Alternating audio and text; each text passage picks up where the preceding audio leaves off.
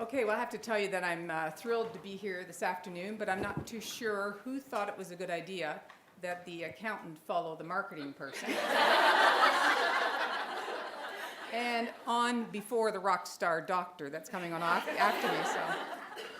I just have to share a little side story here. I'm a borderline introvert, so, I'm trying to get well prepared for all this kind of talk and everything. And I'm sitting next to Dr. Martin, who is writing out her notes during the presentation. You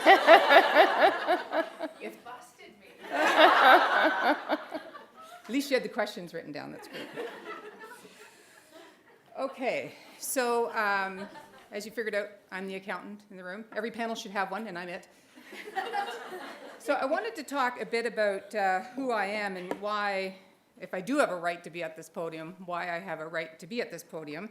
So I thought I'd give a bit of my background. Unlike the millennium, I have been at the same firm for 30 years, actually over 30 years, do you believe it? But I have had so many different leadership roles. It's been fantastic. And it's a very male-dominant industry, the accounting industry. But I've had the opportunity, so today I run one of our largest business units, TIC.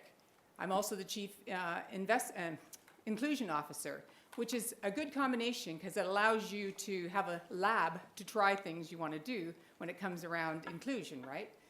But I've also been Chief HR Officer, Chief Financial Officer, Chief Administrative Officer, and we're a billion-dollar firm, so it's not like there's only 4 of us and I keep rotating around different seats on the management table. Just to be clear. I was the first woman on the management committee of the firm back in 2002, and that was interesting. I'll just say that. There was no lineup for me to go to the washroom at breaks. That was the one benefit. But it was different, and the facts say that if you get another woman, that it makes it easier and the conversation change, and you get a third. And that actually I did see happen. So I was on the committee by myself for 3 years, and then brought on another female, and that changed the conversation. Then a fourth one. So that third one and a fourth. So that changes, and I just want to tell you that I've lived it, seen it, and appreciate that it does happen.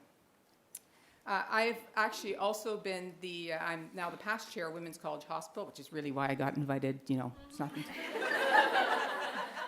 But I was also on the Institute for my profession.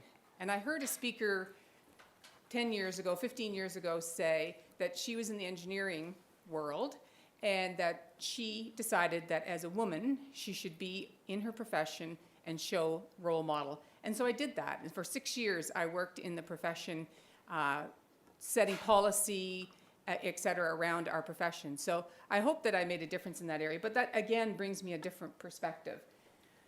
Another perspective is I'm the executive sponsor for the LGBT for KPMG nationally. I have that because I'm on the team, not because I'm just a partner. But I think probably the most important reason why this is important to me is I'm an aunt to a 15-year-old girl who isn't worried about this. So I think I have to worry about this on her behalf. So I hope it's different from her. I find it interesting. When she was in grade 9, she did a math contest, and University of Waterloo was all over her. They have been recruiting her every year because what they want is more women in the math program, and I think that is just outstanding. And the more universities do that and focus, she doesn't even see any of the other schools. She's so focused on what they have demonstrated for her. So I think that's amazing, and good on Waterloo for that. So we all come with a variety of different backgrounds and perspectives, very different from what is just on our business card. And I think everybody in the room has that perspective. And I think that's what we can bring not only to the boardroom table, the management table, but the dining room table as well.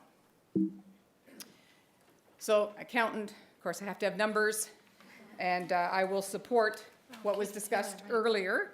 But I won't talk about everything on here, but there's a few things that are relevant here. And I guess the top two, 58% of women, 58% master's grads are women.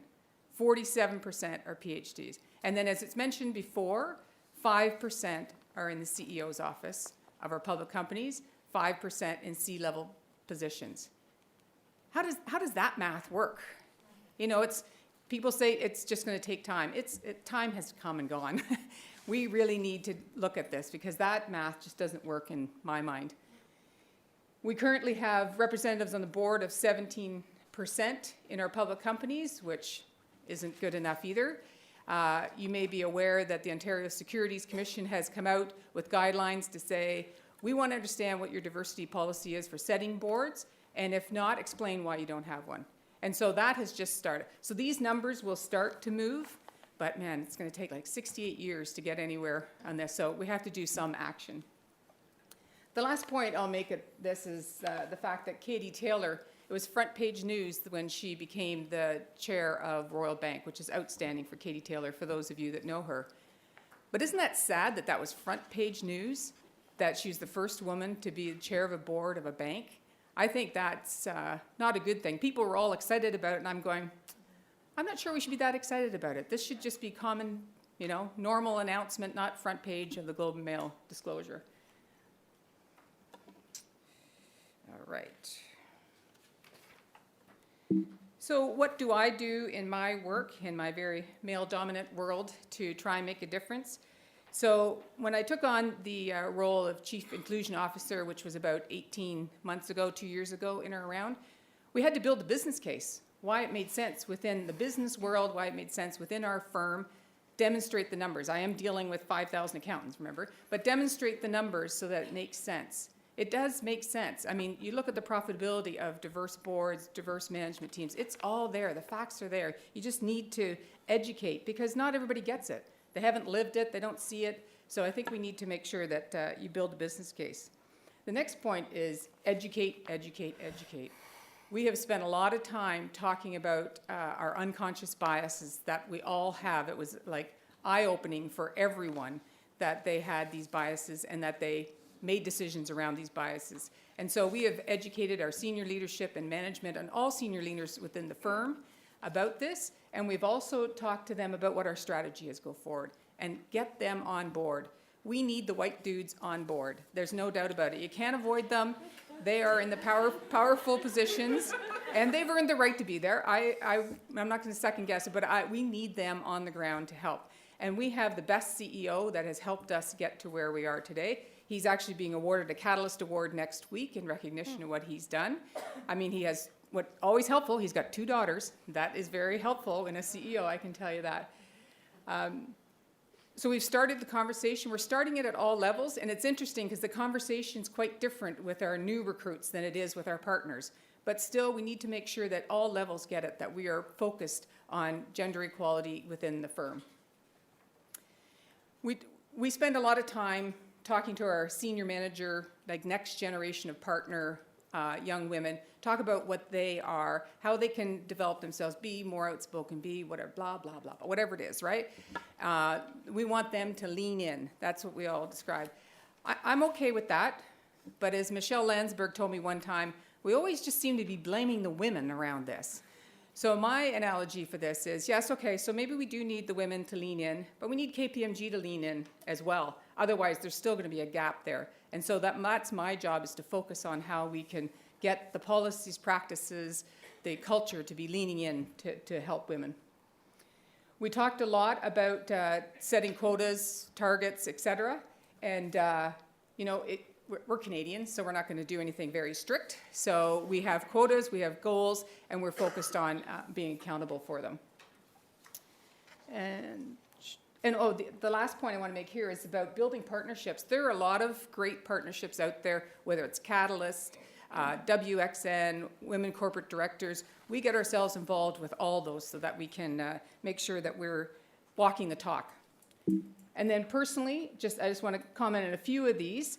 Want to make sure the conversation stays active. It doesn't have to be threatening, but it has to be active and it has to be honest and transparent. And that's really, I take that as a personal accountability to do. Making sure that we're connecting women and making sure that we're having the conversations within women and within the entire partnership. So we're doing that. And finally, getting involved in the community. And that's my role for the last 6 years with Women's College Hospital, has been focused on women's issues within the community, and it's a great organization for me to be involved in order to do that. So, are we there yet? Unfortunately not.